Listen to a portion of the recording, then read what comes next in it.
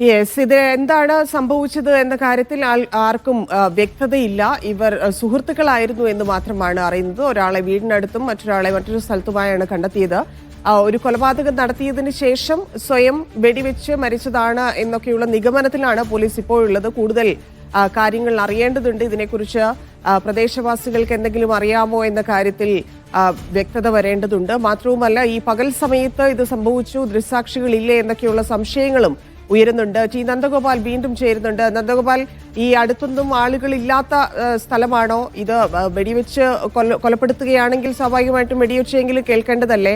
പ്രദേശവാസികളൊക്കെ എന്താണ് പറയുന്നത്? അടുത്തടുത്ത് വീടുകൾ കുറവാണ്, പക്ഷേ ഇതൊരു ആളുകൾ നടന്നു പോകുന്ന വഴിയാണ്. നമ്മൾ ദൃശ്യങ്ങളിൽ കാണുന്നുണ്ടെങ്കിൽ അതിൽ ബിനുവിൻ്റെ മൃതദേഹം ഇങ്ങനെ വഴിയരികിലാണ് കിടക്കുന്നത്. ഇത് കണ്ടാണ് ഇങ്ങനെ ഒരു സംഭവം ഇവിടെ നടന്ന കാര്യം നാട്ടുകാരൊക്കെ തന്നെ അറിയുന്നത്. പിന്നീട് നടത്തിയ പരിശോധനയിൽ ഈ ബിനുവിൻ്റെ മൃതദേഹം കിടക്കുന്നതിന് സമീപത്തായുള്ള വീടിനകത്ത് നിതിൻ്റെ മൃതദേഹവും കണ്ടെത്തുകയായിരുന്നു. നാട്ടുകാർക്കും ഇതിനെക്കുറിച്ച് കാര്യമായ വിവരങ്ങളൊന്നും തന്നെ ലഭിച്ചിട്ടില്ല. ഇവിടെ മൃതദേഹം കിടക്കുന്നത് കണ്ടാണ് ആളുകൾ ഈ കൂടുതൽ പരിശോധനകൾ നടത്തുകയും നിതിൻ്റെ മൃതദേഹത്തിന് സമീപമായി ഒരു നാടൻ തോക്ക് കണ്ടെത്തുകയും ചെയ്തിട്ടുള്ളത്. ലഭിക്കുന്ന വിവരമനുസരിച്ച് ബിനുവും നിതിനും സുഹൃത്തുക്കളാണ്. എന്തുകൊണ്ടാണ് അവർ ഇങ്ങനെ ചെയ്ത്? പോലീസിന്റെ നിഗമനം അനുസരിച്ച് നിതിൻ സ്വയം വെടിയുതിർക്കുകയും ബിനു സ്വയം വെടിയുതിർക്കുകയും നിതിനെ കൊലപ്പെടുത്തുകയും ചെയ്തിട്ടുണ്ടെങ്കിൽ എന്തിനാണ് അങ്ങനെയും ചെയ്തത് എന്ന കാര്യത്തിലൊക്കെ തന്നെ ഇനി ചോദ്യം നിലനിൽക്കുകയാണ്. പക്ഷേ ഈ കാര്യത്തിലൊക്കെ കൂടുതൽ സ്ഥിരീകരണം ലഭിക്കേണ്ടതുണ്ട്. പോലീസ് ഈ വിവരങ്ങളൊക്കെ നൽകും. പക്ഷേ ഇൻക്വസ്റ്റ് ഉൾപ്പെടെയുള്ള നടപടികൾ പൂർത്തിയാകേണ്ടതുണ്ട്. അതിനുശേഷം മാത്രമായിരിക്കും കൂടുതൽ ഔദ്യോഗികമായ വിവരം പോലീസിന്റെ ഭാഗത്തു നിന്നുൾപ്പെടെ ലഭിക്കുക.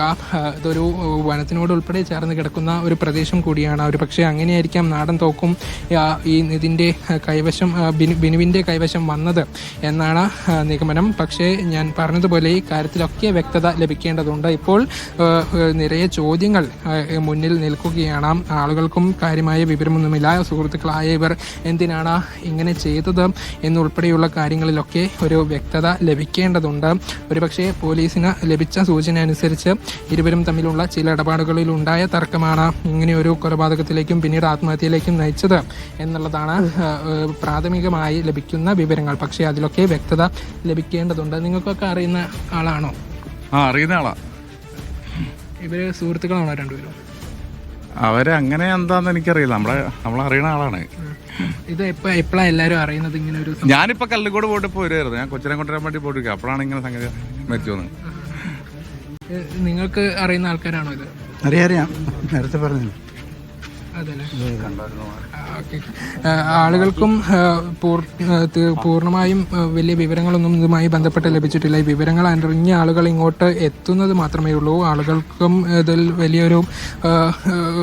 വലിയ ഞെട്ടൽ ഉണ്ടാക്കിയ സംഭവമാണ്. എന്താണ് ഈ ഒരു സംഭവം നടന്നത് എന്ന കാര്യത്തിൽ ഒരു വലിയ ഞെട്ടൽ ആളുകൾക്കുണ്ട്. പക്ഷേ ഈ പോലീസിന്റെ ഭാഗത്തുനിന്നും ലഭിക്കുന്ന വിവരമാണ് ഇനി ആളുകൾ ഉൾപ്പെടെ കാത്തിരിക്കുന്നത്.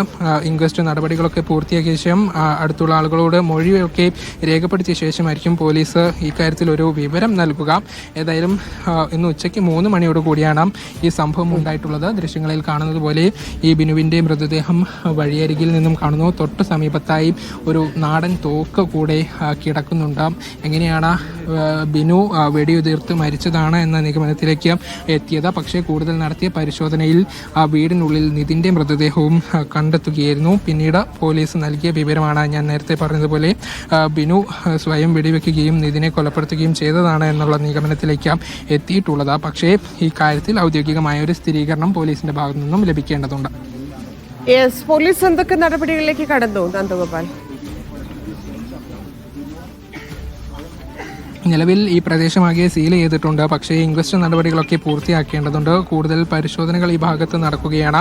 പോലീസ് അല്പസമയം മുൻപാണ് ഭാഗത്തേക്ക് എത്തിയത്. മൃതദേഹങ്ങൾ കിടന്ന ഭാഗങ്ങൾ ഉൾപ്പെടെ പരിശോധിക്കുകയാണ് പോലീസ്. നാടൻ തോക്കും അതിന് സമീപമായി ഇതിൻ്റെ പെല്ലറ്റ് ഉൾപ്പെടെ കണ്ടെത്തിയിട്ടുണ്ട്. അല്പസമയത്തിനകം തന്നെ ഇൻക്വസ്റ്റ് നടപടികളിലേക്ക് കടക്കും. അതിനുശേഷം മൃതദേഹം ഇവിടെ നിന്നും കൊണ്ടുപോകും. പോസ്റ്റ്മോർട്ടം നടപടികളൊക്കെ പൂർത്തിയാക്കേണ്ടതുണ്ട്. പോസ്റ്റ്മോർട്ടം നടപടികളിലായിരിക്കും ഈ സ്വയം വെടിവെച്ചത് നടന്നതാണോ എന്നുൾപ്പെടെയുള്ള കാര്യങ്ങളിലൊക്കെ തന്നെ ഒരു വ്യക്തത ഉണ്ടാവുക. മറിച്ച് ആളുകളോട് ചോദിച്ചാൽ ആളുകൾക്കും കൃത്യമായ ഒരു വിവരം ഇതുമായി ബന്ധപ്പെട്ട് ലഭിക്കുന്നില്ല. അത് മാത്രമല്ല ഇതിൽ മറ്റാർക്കെങ്കിലും പങ്കുണ്ടോ, മറ്റാരെങ്കിലും ഉണ്ടായിരുന്നോ എന്നൊക്കെയുള്ള കാര്യങ്ങളിൽ കൂടുതൽ വ്യക്തത വരേണ്ടതുണ്ട്. പോലീസ് അതിന്റെ നടപടിയിലേക്ക് കടക്കേണ്ടതുണ്ട്. ആളുകളെ ചോദ്യം ചെയ്യുന്നതും ഇതിന്റെ ഡെഡ് ബോഡിയുടെ പോസ്റ്റ്മോർട്ടം ഉൾപ്പെടെയുള്ളത് വളരെ നിർണായകമായിട്ടുള്ള കാര്യങ്ങളാണ്. ഇതിലേക്ക് കൂടി കടന്നതിന് ശേഷമായിരിക്കും ഒരു വ്യക്തത വരിക എന്നാണ് മനസ്സിലാക്കുന്നത്. ടി നന്ദഗോപാലാണ് വിശദാംശങ്ങൾ നൽകിയത്. മറ്റൊരു വാർത്തയിലേക്ക്